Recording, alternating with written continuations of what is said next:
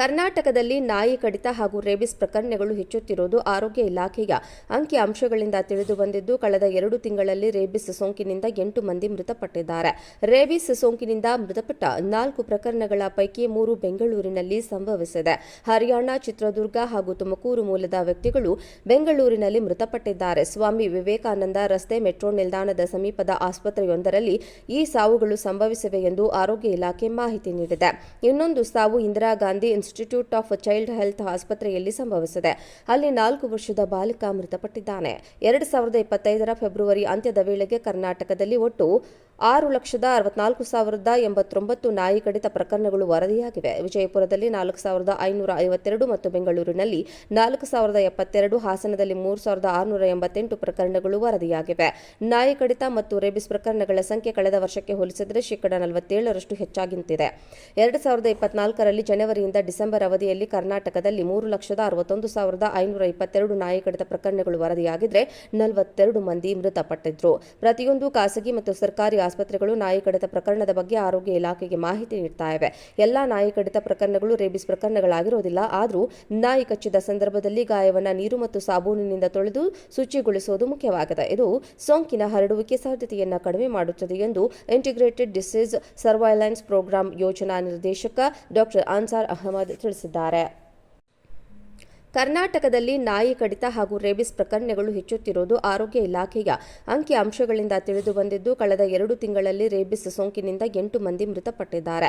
Rabies ಸೋಂಕಿನಿಂದ ಮೃತಪಟ್ಟ 4 ಪ್ರಕರಣಗಳ ಪೈಕಿ 3 ಬೆಂಗಳೂರಿನಲ್ಲಿ ಸಂಭವಿಸಿದೆ.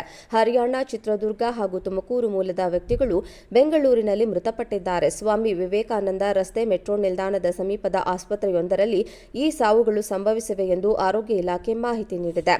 ಇನ್ನೊಂದು ಸಾವು Indira Gandhi institute of child health ಆಸ್ಪತ್ರೆಯಲ್ಲಿ ಸಂಭವಿಸಿದೆ. ಅಲ್ಲಿ 4 ವರ್ಷದ ಬಾಲಕ ಮೃತಪಟ್ಟಿದ್ದಾನೆ. 2025ರ ಫೆಬ್ರವರಿ ಅಂತ್ಯದ ವೇಳೆಗೆ ಕರ್ನಾಟಕದಲ್ಲಿ ಒಟ್ಟು 6,64,089 ನಾಯಿ ಕಡಿತ ಪ್ರಕರಣಗಳು ವರದಿಯಾಗಿವೆ. ವಿಜಯಪುರದಲ್ಲಿ 4,552 ಮತ್ತು ಬೆಂಗಳೂರಿನಲ್ಲಿ 4,072, ಹಾಸನದಲ್ಲಿ 3,688 ಪ್ರಕರಣಗಳು ವರದಿಯಾಗಿವೆ. ನಾಯಿ ಕಡಿತ ಮತ್ತು ರೇಬಿಸ್ ಪ್ರಕರಣಗಳ ಸಂಖ್ಯೆ ಕಳೆದ ವರ್ಷಕ್ಕೆ ಹೋಲಿಸಿದರೆ 47% ಹೆಚ್ಚಾಗಿಂತಿದೆ. 2024ರಲ್ಲಿ ಜನವರಿಯಿಂದ ಡಿಸೆಂಬರ್ ಅವಧಿಯಲ್ಲಿ ಕರ್ನಾಟಕದಲ್ಲಿ 3,61,522 ನಾಯಿ ಕಡಿತ ಪ್ರಕರಣಗಳು ವರದಿಯಾಗಿದ್ದರೆ 42 ಮಂದಿ ಮೃತಪಟ್ಟಿದ್ರು. ಪ್ರತಿಯೊಂದು ಖಾಸಗಿ ಮತ್ತು ಸರ್ಕಾರಿ ಆಸ್ಪತ್ರೆಗಳು ನಾಯಿ ಕಡಿತ ಪ್ರಕರಣದ ಬಗ್ಗೆ ಆರೋಗ್ಯ ಇಲಾಖೆಗೆ ಮಾಹಿತಿ ನೀಡ್ತಾ ಇವೆ. ಎಲ್ಲಾ ನಾಯಿ ಕಡಿತ ಪ್ರಕರಣಗಳು ರೇಬಿಸ್ ಪ್ರಕರಣಗಳಾಗಿರೋದಿಲ್ಲ. ಆದರೂ ನಾಯಿ ಕಚ್ಚಿದ ಸಂದರ್ಭದಲ್ಲಿ ಗಾಯವನ್ನು ನೀರು ಮತ್ತು ಸಾಬೂನಿನಿಂದ ತೊಳೆದು ಶುಚಿಗೊಳಿಸುವುದು ಮುಖ್ಯವಾಗಿದೆ. ಇದು ಸೋಂಕಿನ ಹರಡುವಿಕೆ ಸಾಧ್ಯತೆಯನ್ನು ಕಡಿಮೆ ಮಾಡುತ್ತದೆ ಎಂದು ಇಂಟಿಗ್ರೇಟೆಡ್ ಡಿಸೀಸ್ ಸರ್ವೈಲೆನ್ಸ್ ಪ್ರೋಗ್ರಾಂ ಯೋಜನಾ ನಿರ್ದೇಶಕ ಡಾ ಅನ್ಸಾರ್ ಅಹಮದ್ ತಿಳಿಸಿದ್ದಾರೆ. ಕರ್ನಾಟಕದಲ್ಲಿ ನಾಯಿ ಕಡಿತ ಹಾಗೂ ರೇಬಿಸ್ ಪ್ರಕರಣಗಳು ಹೆಚ್ಚುತ್ತಿರುವುದು ಆರೋಗ್ಯ ಇಲಾಖೆಯ ಅಂಕಿ ಅಂಶಗಳಿಂದ ತಿಳಿದು ಬಂದಿದ್ದು, ಕಳೆದ 2 ತಿಂಗಳಲ್ಲಿ ರೇಬಿಸ್ ಸೋಂಕಿನಿಂದ 8 ಮಂದಿ ಮೃತಪಟ್ಟಿದ್ದಾರೆ. ರೇಬಿಸ್ ಸೋಂಕಿನಿಂದ ಮೃತಪಟ್ಟ 4 ಪ್ರಕರಣಗಳ ಪೈಕಿ 3 ಬೆಂಗಳೂರಿನಲ್ಲಿ ಸಂಭವಿಸಿದೆ.